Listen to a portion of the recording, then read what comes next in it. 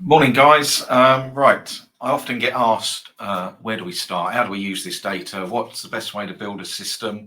Um, my overriding thing, having looked in, I'm recording this in 2024, January. In 2023, I looked at over 500 system spreadsheets that people had sent me, and my overriding thought process was, excuse me, far too much. People just try and do far too much, filter far too much. It doesn't need to be as difficult as people make it. I think the one thing with punting trading is people think because it's so difficult to beat, that they've got to do something extraordinary and come up with these far-fangled methods to beat the markets, when you've actually got to be really simple, and the key is being consistent, disciplined, get your staking right. The reason why Denise makes so much money isn't because people don't have systems and information. It's because she can set the prices, and she knows that people will act like lunatics and do 20-leg hackers and whatever it may be. Trading on Betfair, we can pick when to enter. Oh, excuse me. We can control every part of what we do. And that's what I'm going to try and talk you through this morning. Okay, so here I have the FTS Advanced database. That's it, nothing else. I've just got the FTS Advanced database. It has got on here, if I can get my mouse in the right place, starts in 2020, and it has got 30,908 games, as you can see down there. So what I'm going to do now is I'm going to use this to build a method. I've made it a bit bigger, and what I'm going to do is we have two price-on models on FTS. So they're our own price-on models. We've got one which is based on 6 games and one which is based on seasons data. So I tend to use the 6-game ones for the in-play tool. I've made some videos on that. That's available on FTS. So what's happening really.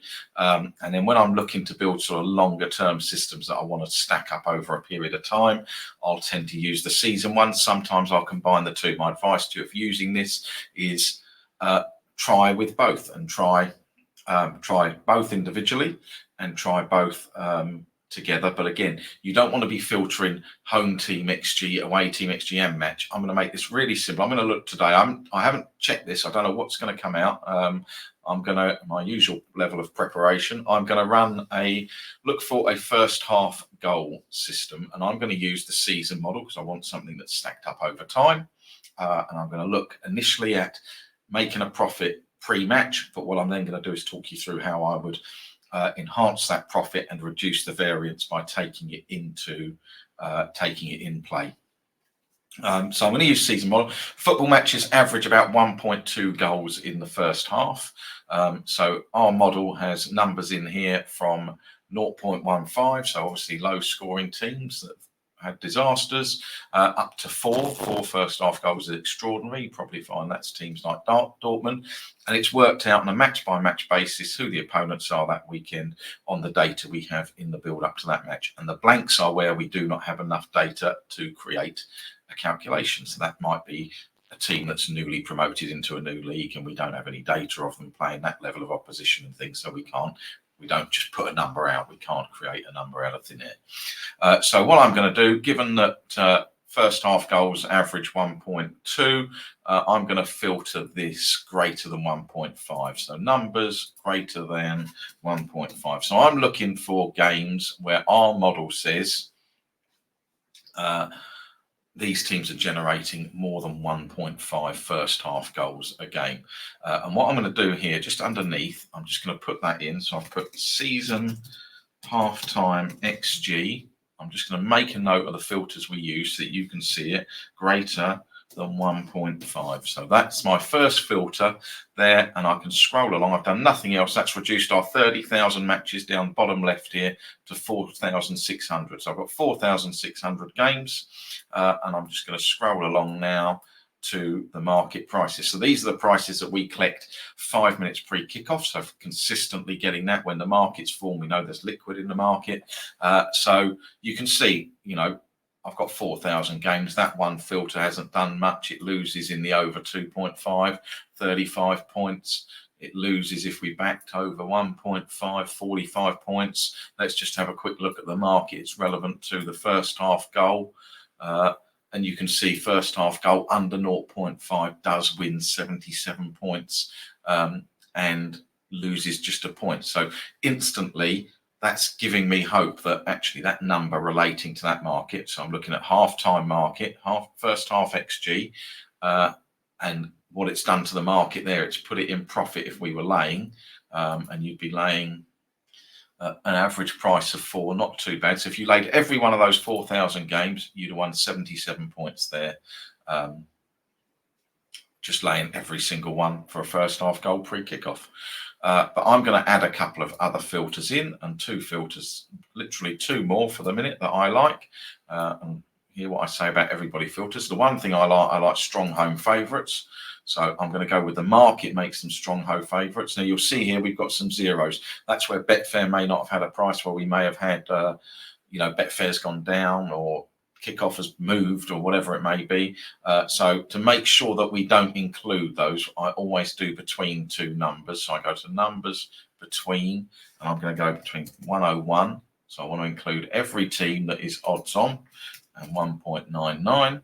Obviously, the majority of them are sort of 1.5, 1.6. I mean, again, if we do the average price of those, it's 1.56. So you're going to have plenty in the 1.56, 7. 1.6, 1.7 market, and the odd one like Bayern Munich 1.12 and things at times. And so now that's reduced it down to 1,900 games. So I'm just going to put that in here. So if you do this as you go, then you don't have to keep checking back. What did I filter? Home team 1.01 to 1.99. Home team odds I'll put in there.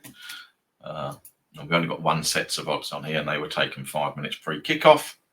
And then I'm going to go again to now you can see just having home team. See how we were losing in the over 2.5 market. Now I've got strong first half goal XG, strong home team. All of a sudden I can now win back in 2.5 goals. Yeah, it's only 20 points. You have to have 1,900 bits, but it's getting me on the right side. This is what I want to see. I want to see that I'm on the right side of the market all the time.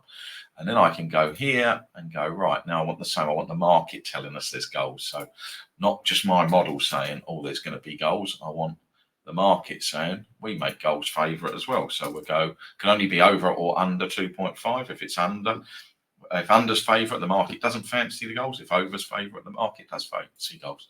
So I'm just going to whip that one in. Again, pop it in here. Over 2.5 odds.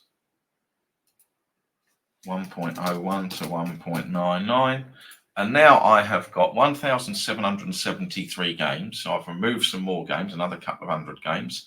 Over 2.5 goals now wins 44 points. Laying unders wins 69, and this is all after commissions. The commissions accounted for. Over 1.5. So where we had that when I applied that first filter, nothing won. Now, by looking at strong home teams and where the market backing over 3.5 wins, backing both teams to score yes wins, laying that first half goal now is 118 points. You don't probably have to lay some decent prices, would you? Up to 4.5. Backing the first half goal wins 31 points. So just backing a first half goal, what I was initially setting out to do, 1,700 games wins me 31 points. I'm just going to put that in. So all filtered. Oh, excuse me. I'm just going to put that in just so we've got reference at the all filtered. If I could spell, we'd get there. Sorry. My usual levels of production. All filtered. I'm a better, not a flipping YouTube maker. All filtered games. We've got 1,773, and the first half profit is 31.05. Okay, so it makes profit, but do we want to have 1,700 bets to win 31 points? There's not a lot margin for error if a couple go against us. Interestingly, the first half 1.5 wins 103 points, but this is where you're going to have your variance and your big losing runs there. 8 points over that little short period there. So that again, you could do it by all means, but you've got to be accepted for the variance. What I'm going to do is show you how I approach this now. How I would go about approaching this is I'm going to go a little bit further along the sheet to the goal times. And what I'm going to say is I want to play these games, but I don't want 31 points profit for 1,700 bits. I'm going to enter later. So this is my justification that I talked about entering. I'm going to enter later. And if I enter around about 25 minutes, I'm going to average odds round about 2 or better. You'll have the odd game that's still 1.8, depending on the teams involved for a first half goal at that time. But the odds will move as time decays, and we're going to end up averaging over 2. So all of a sudden now, I just need to make sure I've got more winners than losers. And do I have enough more winners than losers to make it worthwhile the time I'm putting into it?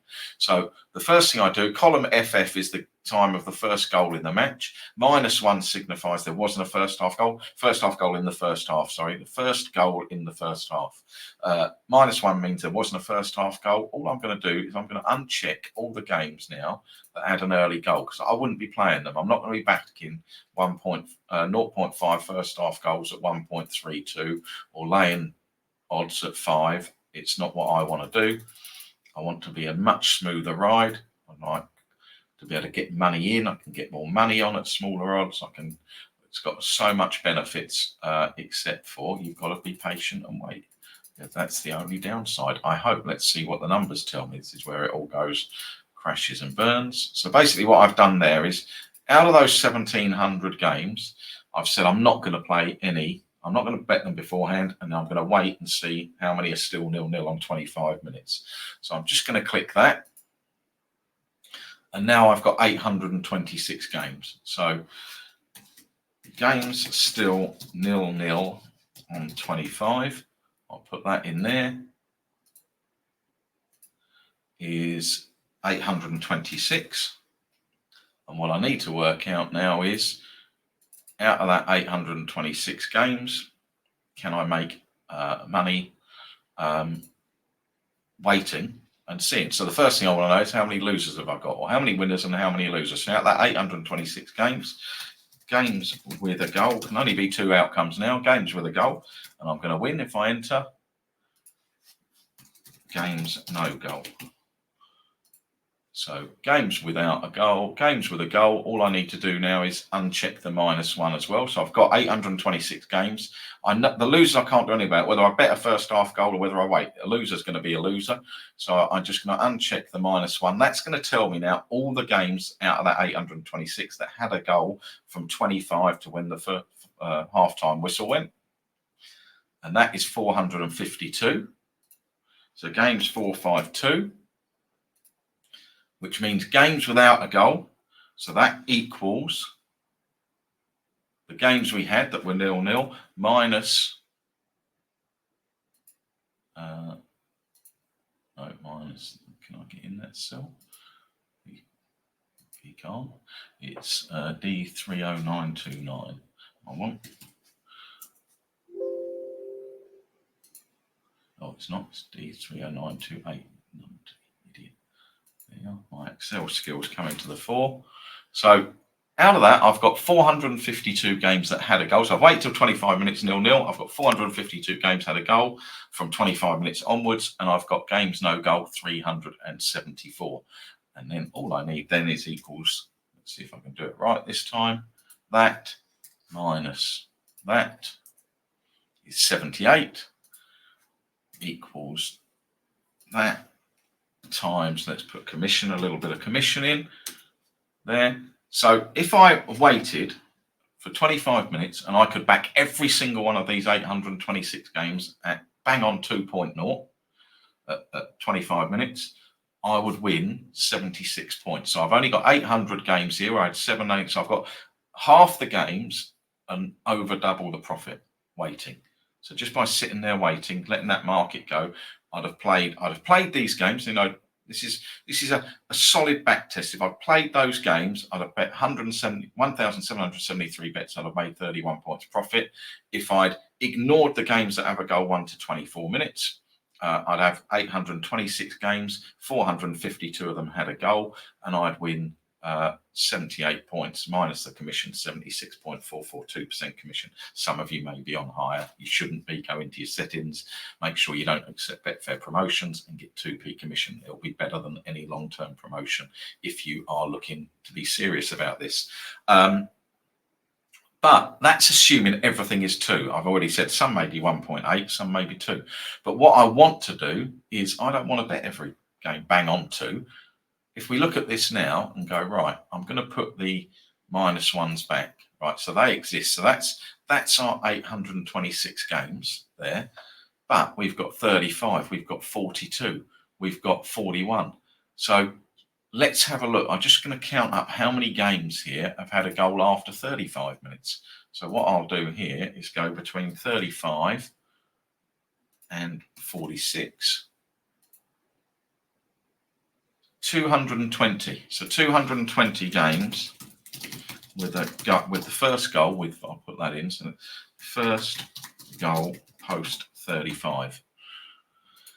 So the losers aren't going to change. We're still going to have that number's not going to change. 374 is always going to stay. We're going to have 452 winners, but they're not all going to be 452 winners on 25, 26 minutes. Some of them are going to be 40 minutes, 44, 45, first half injury time.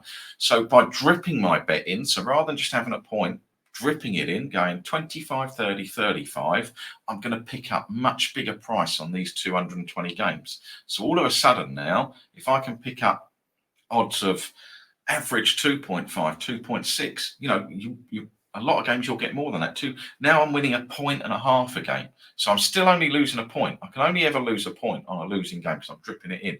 But I'm going to be picking up in 220 games much more than a point. Of course, there's going to be games where they have the goal on 25, dripping in. Well, I'm only going to win a third of my stakes. So if I drip a point in 3 bits, 25, 30, 35, I'm going to have some small winners, but nearly half the winners come after 35. If we say 60% come after 30, and you can go and work all this out, I'm getting more than a point for these games because of the odds I'm getting in at, because the odds are going up all the time. As the clock ticks down, the odds on a first half goal, if it's still 0-0, will go up.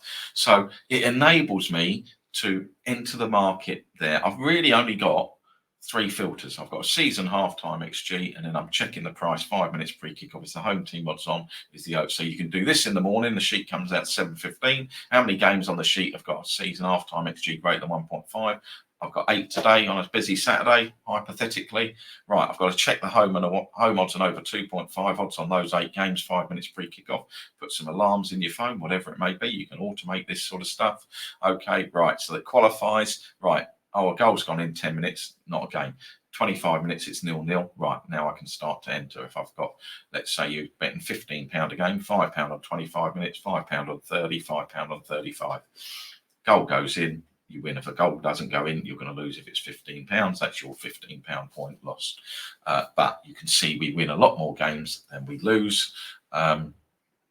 It makes money pre-kickoff, so everything's in there. So that's the FTS Advanced sheet. I hope you find that helpful. All I do then is transfer this criteria to another sheet, so I know what I'm doing. It just, if you type it out in the sheet, it just stops you having to zoom back and forwards all the time, so you can see and you can get your numbers. See if it's a bag of nails, you can clear those, clear the contents, and start again. Clear the sheet down and do it. But most people do. It's a really simple method, and the reason you'll win is being consistent, being disciplined. Do it. Of course, you could still have 5, 6, 7 losers on the trot. Games that end 0-0. That's always going to happen. There's nothing we can do about that. It's always going to happen. If I just clear that there, I'm going to clear it. I'm just going to filter that again. I'm just going to take a little bit of time. I'm just going to take out those games. And you can just have a quick visual look at the losing runs before I leave you.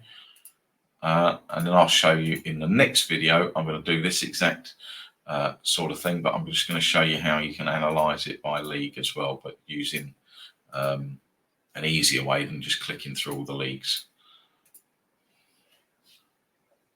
21, 22, 23. So I'm just ignoring anything that's had a goal in the first 25 minutes. Click OK, and we can just have a quick, look here, there's a visual scan. There's exactly what I wanted to show.